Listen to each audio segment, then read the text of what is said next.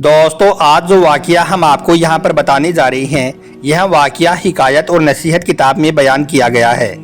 किसी इलाके में मियाँ बीबी अपनी हंसी खुशी और बेहतरीन जिंदगी गुजार रही थी। शादी के बाद में शोहर अपनी बीवी पर दिलो जान से फिदा था और उसकी बीवी भी तारीफ के लायक थी, यानी कि उसकी बीवी भी बहुत नेक और परहेजगार औरत थी। शादी के कुछ दिनों बाद अल्लाह ताला ने इनको दौलत के साथ साथ औलाद से भी नवाज दिया था। फिर इनके यहाँ पर एक एक करके 5 बच्चे पैदा हुए। लेकिन जैसा कि आप सब जानते हो कि नेक लोगों की ज़िंदगी में इम्तिहान बहुत आते हैं, इसी तरह से फिर इनकी ज़िंदगी में भी इम्तिहान आने शुरू हो गई। इनके सामने पहला इम्तिहान तो कुछ ऐसा आया कि जिसको देखकर दोनों मियाँ बीबी हिलकर रह गई। इनके साथ में कुछ ऐसा हुआ कि इनके 5 बच्चों में से 3 का अचानक इंतकाल हो गया, यानी कि इनके 3 बच्चे अचानक मर गई। अब इनके सिर्फ 2 ही बच्चे जिंदा रहे, एक बेटा और एक बेटी। लेकिन इस शख्स की बीवी बहुत नेक और परहेजगार औरत थी। इसने इतने बड़े दुख और तकलीफ में भी सब्र किया और अल्लाह की नाशुक्री नहीं की, बल्कि इसने कहा, या अल्लाह, तूने मेरे 3 बच्चों को अपने पास में बुला लिया है तो कोई बात नहीं, वो आपकी अमानत थी जो आपके पास में लौट गई है, बस तू हमें सब्र की तौफीक दे। दोस्तों, इस बात को अभी ज्यादा वक्त नहीं गुजरा था कि इस औरत की जिंदगी में एक और बहुत बड़ा इम्तिहान आ गया। इसके 3 बच्चे एक साथ में चले जाने से इसका शोहर वैसे ही बहुत गमज़दा था। अब उसका दिल अपनी बीवी से भी हट गया था। अब इसका शोहर अपना ज्यादातर वक्त घर से बाहर गुजारने लगा था। लेकिन इस नेक औरत ने इस बारे में कभी भी अपने शोहर से कोई सवाल नहीं किया, यानी कि कभी भी इस बारे में अपने शोहर से कोई गिला शिकवा नहीं किया और अपने तमाम हालात अल्लाह पर छोड़ दिए। दोस्तों, इस औरत के शोहर के घर से बाहर रहने की वजह ये थी कि इसका शोहर घर से बाहर किसी दूसरी औरत की मोहब्बत में पड़ गया था, जिसके साथ में इसके नाजायज ताल्लुकात कायम हो गई थी। इस वजह से यह शख्स उस औरत की मोहब्बत में घर से बाहर रहने लगा था। अब वो बाहर वाली औरत इससे कहने लगी कि तुम अपनी बीवी को तलाक दे दो और मुझसे शादी करके अपने घर ले जाओ। यह शख्स तो पहले ही उस औरत की मोहब्बत में पागल हो चुका था, यह तो अब उसी को अपनाना चाह रहा था। फिर उस बाहर वाली औरत ने न जाने ऐसी कौन सी चाल चली कि उसने पहली वाली औरत को तलाक दिलवा दिया और खुद शादी करके उसके घर में चली आई। अब बेचारी पहली वाली औरत रोती हुई अपने दोनों बच्चों को साथ लेकर घर से बाहर जाने लगी तो इसके शोहर ने उनके दोनों बच्चों को पकड़ लिया और कहने लगा कि वो उसको इन बच्चों को नहीं देगा, अगर उसको जाना है तो वो अकेली जाए। वो औरत अपने दोनों बच्चों को साथ ले जाने की जिद करने लगी तो फिर इस शख्स ने उसको बहुत मारा पीटा और फिर उसको अकेली घर से बाहर निकाल दिया। अब बेचारी ये दुखियारी औरत रोती हुई और आसमान की तरफ देखती हुई घर से बाहर निकल गई। फिर वो कहाँ गई, इस बारे में किसी को भी कुछ पता नहीं चल पाया। अब उस शख्स ने अपने इन दोनों बच्चों को सौतेली माँ के हवाले कर दिया। फिर यह औरत सच में ही एक खतरनाक सौतेली माँ साबित हुई, क्योंकि जो औरत एक आदमी को उसके बीवी बच्चों से दूर करा दी, एक माँ को उसके बच्चों से दूर करा दी, तो फिर वो कैसे एक अच्छी औरत साबित हो सकती है। यही वजह थी कि फिर इस औरत ने इन दोनों बच्चों पर बहुत ज्यादा जुल्म और सितम करने शुरू कर दिए। अब यह सौतेली माँ इन बच्चों को अपने घर में बर्दाश्त न करती थी। इस वजह से यह हर वक्त उनको मारती पीटती थी। मोहल्ले वाले लोग हर रोज भागकर आते और इन बच्चों को उसके चंगुल से छुड़ाते। लेकिन फिर जब जुल्म सितम ज्यादा बढ़ गया तो एक दिन मोहल्ले वाले लोगों ने मिलकर उस शख्स के बेटे को एक मदरसे में दाखिला करवा दिया, यह सोचकर कि यह बच्चा मदरसे में तालीम भी हासिल करता रहेगा और अपने इस सौतेली माँ के जुल्म सितम से भी बचा रहेगा।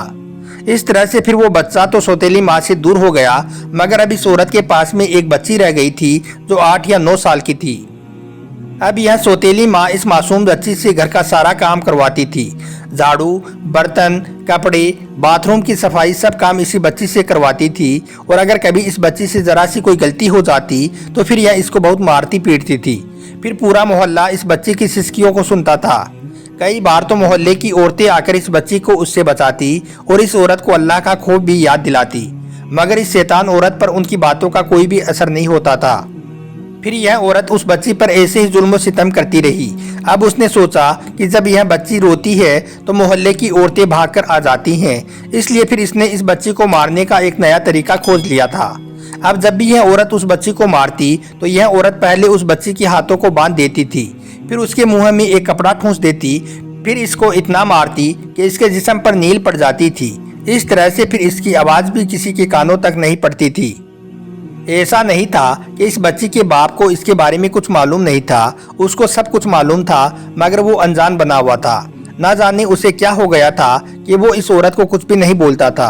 ये वही बाप था जो कभी अपने बीवी बच्चों से बहुत ज्यादा प्यार किया करता था और अपने इन बच्चों पर जान लुटाया करता था, मगर आज यह अपनी बच्ची पर जुल्म सितम को देखकर भी चुप बैठा था।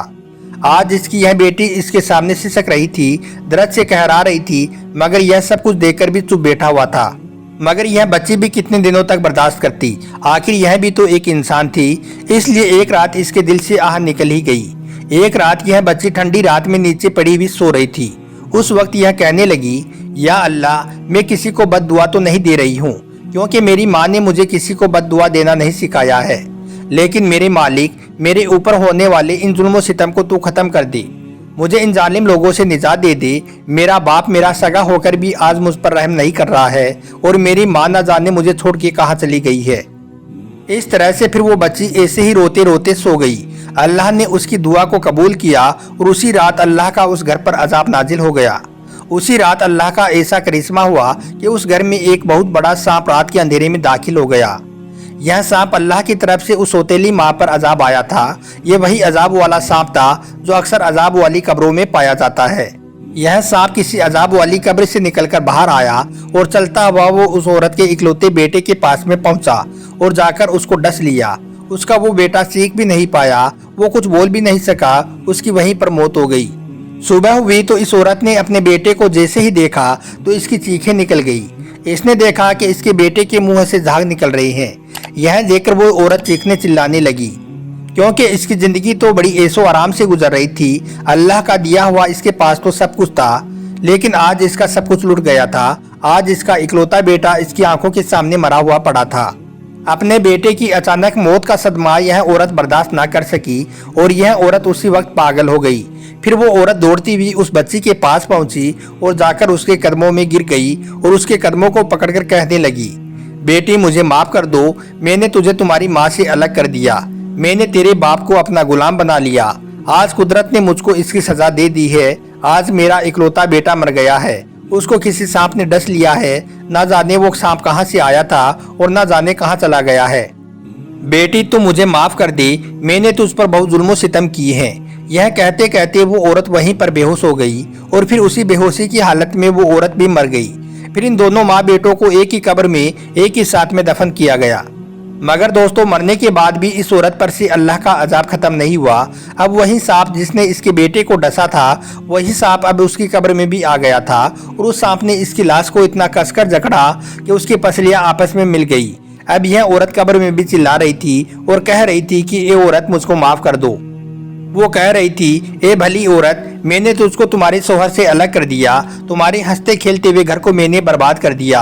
मैं तो तवाइफ ज़ादी थी, लेकिन तू तो एक नेक औरत थी, तू मुझे माफ कर दे। लेकिन वहाँ पर कोई औरत नहीं थी, बल्कि वहाँ पर तो सिर्फ अल्लाह का अजाब था। फिर अल्लाह ने फरमाया कि जो मेरे बंदों पर रहम नहीं करेगा, उस पर मैं कभी रहम नहीं करूँगा। इसलिए दोस्तों, आप सबसे हाथ जोड़कर गुजारिश है कि खुदारा किसी का हंसता खेलता हुआ घर आप कभी भी बर्बाद ना करें।